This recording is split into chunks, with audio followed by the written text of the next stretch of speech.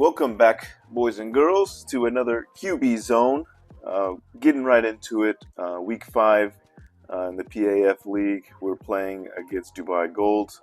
This is our last drive of the game, and under 2 minutes, we need to score. We have 2 timeouts here, but the theories remain the same, right? First thing we're going to do is check for blitzers and check for the safeties. So on the nearest side, you have, looks like a cornerback, maybe let's say 7 yards behind him. You got a safety there. In the middle, you have your blitzer. Far side, looks like you have a corner, and maybe you can see, not the guy in green, but you can barely see the person's foot off screen. You have a safety. There he is. All right, let's go with the first play. We're reading the defense, obviously. I'm reading at cover 2 or 2-2 defense and flag. Usually your weaknesses are up on the middle. One thing to know about the 2-2 defense is that the corner's responsibility is to read the center and then play to flats. So the eyes of the cornerbacks are not focused on the receiver that they're in front of. So I think initially what I do here is just throw some quick routes just to get some rhythm going, get a quick completion, maybe 5 or 6 yards. Let's see what we do here. All right, just a quick route. We call it a quick route on our offense. Allows our receiver to catch the ball quickly. If these corners aren't eyeing, the receiver in front of them, they're focused on the center, our receiver has an opportunity to get an easy 5 to 6 yards. So let's see what we do here. Receiver makes a good avoidance, maybe gets 6 yards. Good. So key on that is when you're checking out the corners, you're reading the defense, right? The blitzer is going. You got corners, safeties deep. Corners are facing inside, focusing on the center route. So you can hit your receivers on the 2-2 for a quick gain if you got some people who can make some plays right after the catch.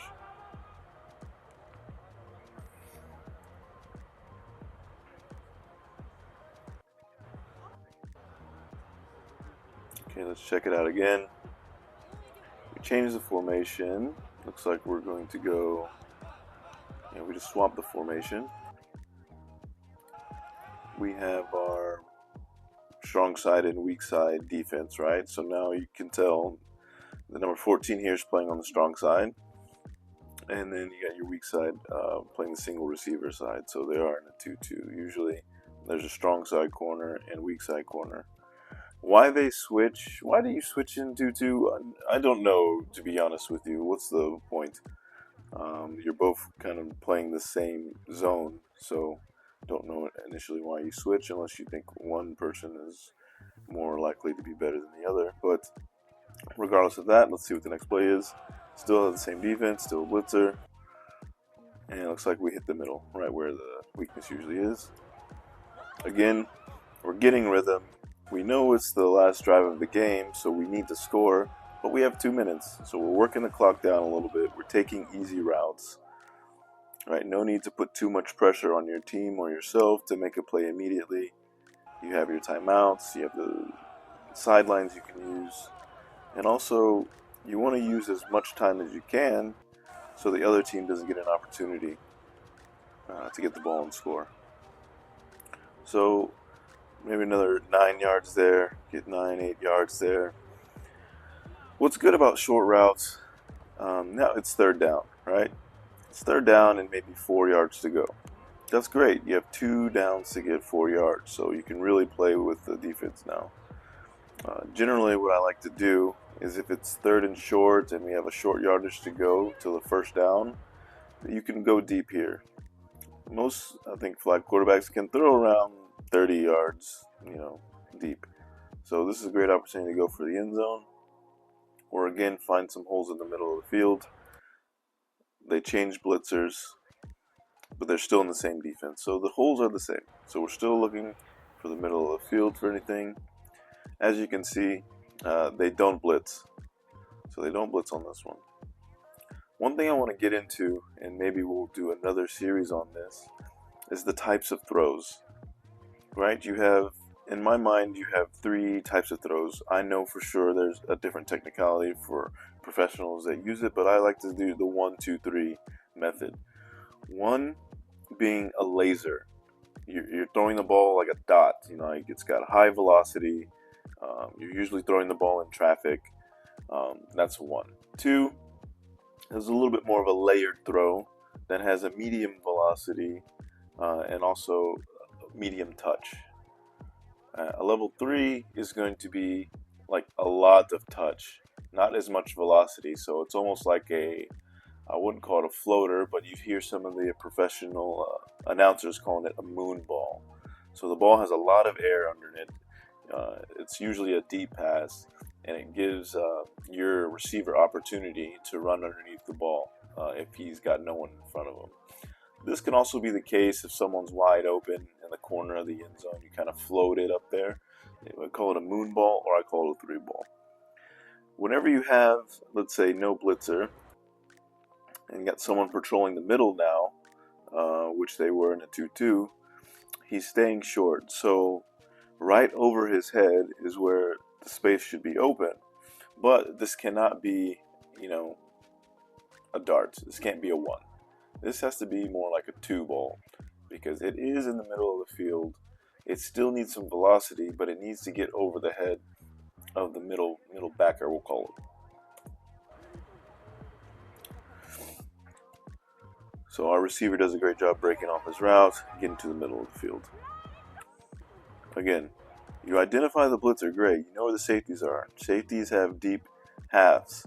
So the middle in between the safeties and the backers should be the space that's open. I sent this receiver here on a crossing route. He breaks it off in front of the backside safety and posts up in the middle. That's great rapport me and the receiver have, building that camaraderie, knowing when he needs to break off the route.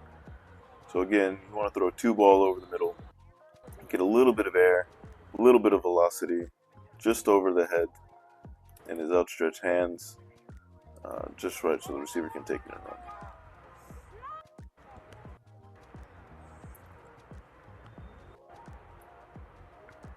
Okay, so now we have first down. We got first and looks like 1st and 5 to the end zone. Let's talk about this one. I made a mistake here. I made a mistake in the playbook. So in this instance, I needed to change the routes, give hot routes, right?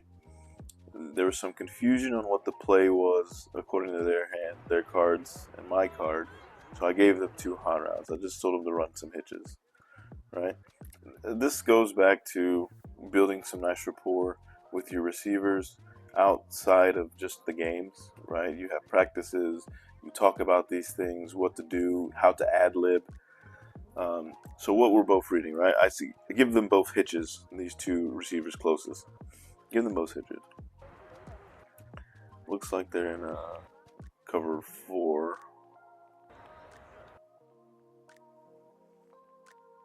Let's see what the defense is first. Remember, you gotta read the defense. So we got 1 corner over our outside receiver. We have a safety here over my slot. We have 1 corner here over my slot receiver who's playing next to me like a running back, and you have a safety behind him. So we have the blitzer again. Blitzer doesn't blitz. So this is going to have to be a one ball. We know it's in the red zone. Things are tight. The windows are smaller, so things have to come a little bit faster.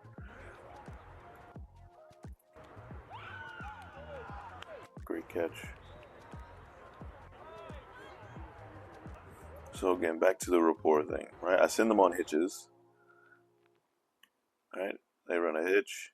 My receiver number 0 sees that the hitch is covered. I also announced it out loud, so they jump the hitch pretty quickly. See, they all jump the hitch on Victor. But what they did was great. Was that he just kept moving, turned it into like a slant or a post, and I was able to zip it in there. But again, back to the levels of ball that you need to throw. This is not a 2 ball throw. This is not a 3 ball. This is a 1. You have to zip it in tightly in order to complete this pass. So the window's small. You can see there's 3 eyes on the ball in between all of them. The ball placement obviously is key. We'll go over that in a later series on ball placement in order to allow your receiver to make plays. But obviously this is a high degree of difficulty to throw over a safety in between 2 defenders. But it's the only place it could be in order for your receiver to make a play, and he makes a great catch. Feet in bounds, touchdown.